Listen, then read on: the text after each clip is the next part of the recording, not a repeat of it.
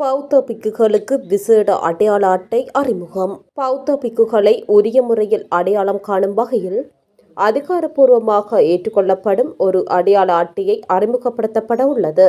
இவ்வாறான ஓர் அடையாள அட்டையை அறிமுகம் செய்வது குறித்து பௌத்த சாசன, மத மற்றும் கலாச்சார விவகாரங்கள் அமைச்சு கவனம் செலுத்தி வருவதாக தெரிவிக்கப்படுகின்றது. பௌத்த பிக்கு தோற்றம் ஏற்று பௌத்த தர்மத்தை விகாரப்படுத்தும் செயல்கள் தற்போது சமூகத்தில் ஒரு கடுமையான பிரச்சனையாக மாறியுள்ளதாக துணை அமைச்சர் கமகெதர திசாநாயக்க தெரிவித்துள்ளார்.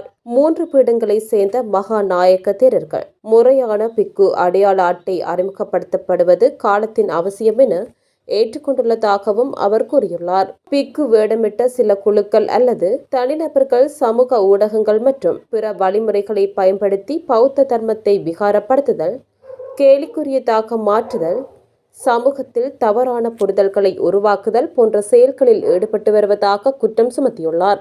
இது ஒரு தீவிரமான சமூக பிரச்சனையாக உருவெடுத்துள்ளதாகவும் துணை அமைச்சர் சுட்டிக்காட்டினார். புத்த சாசனத்தை பாதுகாக்கும் நோக்கில் 3 பீடங்களின் மகா நாயக்க தேரர்களின் அனுமதி மற்றும் ஆலோசனையுடன் அதிகாரப்பூர்வமாக ஏற்றுக்கொள்ளப்படும் பிக்கு அடையாள அட்டையை விரைவில் அறிமுகப்படுத்த அமைச்சு நடவடிக்கை எடுத்து வருவதாகவும் கமகெதர திசாநாயக்க மேலும் குறிப்பிட்டுள்ளார்.